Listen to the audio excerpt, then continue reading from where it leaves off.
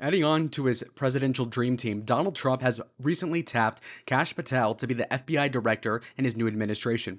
Now, I'm going to tell you who exactly Kash Patel is, what you need to know about him, and why liberals are losing their mind, as evidenced by even this headline with the Rolling Stone. Why Kash Patel may be Trump's scariest pick yet. Imagine talking about a politician with scariest. Anyway, so, to read Donald Trump's post, let's start by saying that he's proud to announce Kash Patel to serve as the next director of the Federal Bureau of Investigation. Kash is a brilliant lawyer, investigator, and an America First fighter who has spent his career exposing corruption, defending justice, and protecting the American people, played a pivotal role in uncovering the Russia hoax, standing as an advocate for truth and accountability in the Constitution. He also did a job at the first term where he served as the chief of staff at the Department of Defense, so big job, deputy director as well of national intelligence, huge one right there 4 years ago, but then also a National Security Council position and senior director of the counterterrorism division there. He also has tried about 60 jury trials, so a lot of experience. He's 44, by the way. Also, so looking at his credentials, you have plenty of them to go around.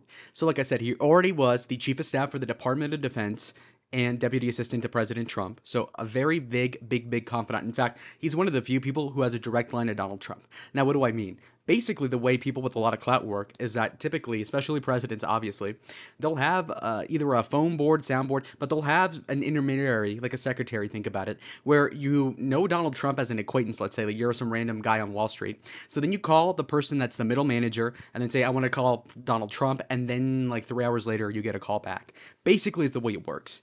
Kash Patel is one of the few that actually can talk to the president straight on, like straight on phone call. And what's interesting about this, of course, is that the liberal media is running with it as if it's a loyal list pick. And it honestly is, but they say it as a pejorative. And mind you, yeah, of course, if Kamala Harris won somehow and she was picking loyalists, I would hate that too. But what I wouldn't say is that this is a negative, that a president who, again, won the popular vote is picking people that are loyal to his agenda. Now, his agenda could be controversial. Donald Trump's is, for sure, with the people at CNN and the Rolling Stone. But then again, do we care about their opinion? Well, yeah, probably just to laugh at it. But anyway, the point being is that their premise as to why Kash Patel is not worthy of a pick for FBI is because he's scary, because he's allegedly not going to prosecute violence and hate crimes in the name of Donald Trump. Now, why that would be the case is crazy to me. I don't know. Now, what I can really respect about Kash Patel, and much to the chagrin of the people in the Senate that are really rhinos, the John Thune types, he is one of the few people in politics that is straight up direct as to what he's going to do. It's not some political jargon of we're going to clean, we're going to drain the swamp. No, it's more specific than that even, where he's saying, these 7,000 people working for the agency will be fired or repurposed to do something else. Or he'll say literally this building will be decommissioned, and he's very specific in the particulars as to what he wants to do in theory with the FBI in the next few months. Now, again, that's if he gets confirmed. Now, we do have 53 Senate seats for the Republicans, plus J.D. Vance is the tiebreaker. So a better tiebreaker than Kamala, in my opinion. Controversial? Not really. Now, 54-seat majority effectively is something that's really hard to parse through as to whether or not Kash Patel would get nominated, and rather actually affirmed to the Senate and confirmed as a nominee. I really do not know because, again, there are many wishy-washy Republicans. Now, it's much better than what it was in 2017 when Trump was in his first term. But mind you that also there's still enough people where you got to be like, okay, is John Thune going to vote for Kash Patel? Are people that are weaklings, lemmings politically, like Susan Collins and Elisa Murkowski or whatever, just a disgusting milieu of votes that you could expect might go the Democrat way in the next few weeks here when you really look at it. Now, I'm assuming this is actually what scares the Democrats on CNN and all these other fake news platforms. Kash served as the National Security Advisor and Senior Counsel for the White House Permanent Select Committee on Intelligence, okay? Very big mouthful, but where he spearheaded the investigation into the Russian active measures campaign to influence the 2016 presidential election. So this is colloquially referred to as Russiagate. We all know this. The investigation discovered numerous illegal surveillance measures undertaken by the Department of Justice and the Federal Bureau of Investigation to unlawfully spy on the Trump campaign. Concurrently, he led congressional oversight of sensitive programs for the IC and U.S. Special Operational Forces and worked to enact legislation to fully fund the multi-billion-dollar budgets supporting intelligence and counterterrorism operations worldwide. So Huge credential here to investigate the Russiagate hoax, which again took over, if you recall, like the first 2 years of the Trump presidency, if not even close to three, was this whole scandal about Comey. And of course, Ray was implicated somewhat, but then also you've got people such as McCabe, the Steele dossier, a bunch of drama that again ruled the airwaves and tarnished Trump's reputation in a way that you can't really repair. And the point being is that Trump's struggles in his first term, in a large part, is attributable to this fake Russia hoax, which gave the Democrats fake evidence and basically false hopes to spread a narrative of Trump not being a legitimate president, which again underguards and underwrites everything he does and really serves as a subversive element from the media to stop the president's agenda from being fulfilled in the first term. But then also it gives people in the media talking points to say that, oh, they're so corrupt, or Trump Jr. met with some random guy in Czechoslovakia or whatever it was. Like, it's insane. And so for him to be willing to investigate this, even in that first term in 2020, I believe it was, is still really important, because what Kash Patel has said recently is that he's planning on investigating the 2020 election, and God knows people are scared of that, because how much of an L, how much egg on the faces of liberals will it be when we see, and probably this will happen, is that they'll be able to prove with a lot of evidence that, yeah, Joe Biden did not get those 81 million votes, chat, and that actually Trump probably, and my opinion is that Trump did win the 2020 election, obviously.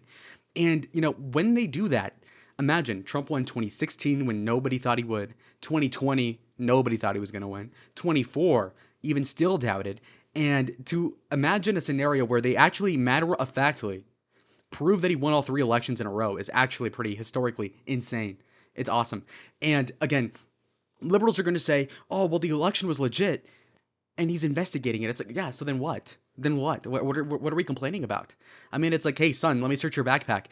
No, but in principle, it's like, okay, but like, do you have, like, are you hiding something? And I understand, maybe if you're just frivolously investigating something, that's a waste of resources. But God knows what the hell the government spends money on anyhow. How about we get some resolution on the 2020 election? The liberals might say, well, they're going to make up evidence that it was stolen and then prove, and then like what? Like, how do you do that? Anyway, so I'm excited for that. Obviously, the biggest vindication is going to come in 2020, or in reference to that election, if we could prove that it was stolen, matter of factually, by the FBI stamping on whatever findings are there.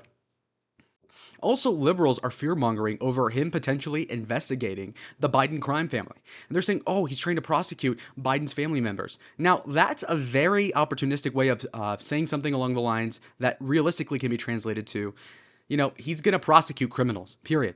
And a lot of them happen to have the last name Biden. And you know what? Is that a coincidence? Probably not. Is this political persecution that's targeted? Hello? How about Donald Trump? Okay. How does a guy like that get 34 charges? Okay. It's a rigged system, fat. And honestly, what they're complaining about is at worst them doing what they did to Trump. Okay. So at best, they're on equal standing morally with the right wing, and Kash Patel specifically. And honestly, I believe it to be not even an equivalent scenario, because with Trump, he's largely innocent. In fact, they spent what is about a decade of investigating the guy to get virtually nothing. And in return, the guy obviously got prosecuted heavily. And with the Biden family, even if they do selectively target, Joe Biden's older brother or whatever, who cares? They committed a crime anyway. So, like, what are you going to say? Like, well, don't investigate the crime. That's the whole job description, sweetheart. These anchors on the news, or even the people writing the articles nowadays, are so full of it. Oh, this is pretty damn awesome, okay? Former CI director Gina Haspel threatened to resign when Trump considered installing Patel at the agency for CIA after the 2020 election. Now think about this. Donald Trump had to, and maybe you can call him a coward, but basically he was going to face the CIA director quitting, rage quitting, frankly, because Kash Patel is such a renegade. Think about that. And he's being appointed FBI director, okay? This is huge. Of course, pending confirmation in the Senate, but still, the fact this is even a name is insane. Think about Matt Gaetz and how big of a moment that was. And sure, he got shot down, but Kash Patel does not have the teeny bopper scandal that I know of. And if I'm wrong, well, that's going to be embarrassing. But basically, think about that. The establishment, like Gina Haspel, basically saying, I'll quit because this guy's so conservative. This guy's such a MAGA guy. I would quit my own CIA job if you do this or that with Kash Patel. That's a great sign. You can tell the character of somebody based on who hates him. And honestly, a lot of the right people hate Kash Patel, and you love to see it. Another big credential for Kash Patel here.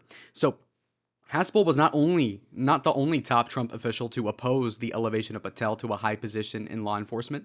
When Trump last considered installing Patel in the FBI as the deputy director, former Attorney General Bill Barr reportedly confronted Trump's chief of staff and exclaimed that such an appointment would happen over my dead body. End quote. Now, this is very telling. The guy is so opposed to Kash Patel being the deputy FBI director 4 years ago that he's saying it's over his own dead body that Trump would appoint him, which is awesome. Again, Bill Barr, loser, loser. Okay, one of the people that did not successfully help Trump commit to his agenda and to get it done in 2020. A disgusting career there, where again the guy who opposes Kash Patel, another example, chat, of a great endorsement in reverse sense. So, guys, that was a basic rundown as to who Kash Patel is, what he's planning to do as FBI director, as well as I'm going to let you know that we're going to be covering the whole nomination process. I will not cease from covering this content, as this is really the lifeblood of my free time, where we do love to explore politics and chat. Like the video if you like the coverage, subscribe if you haven't yet, and if you want more content, definitely hit the subscribe. Whoa. Subscription button. Joe Biden moment, guys. We love Uncle Joe. And anyways, I'll see y'all on the next one. Adios.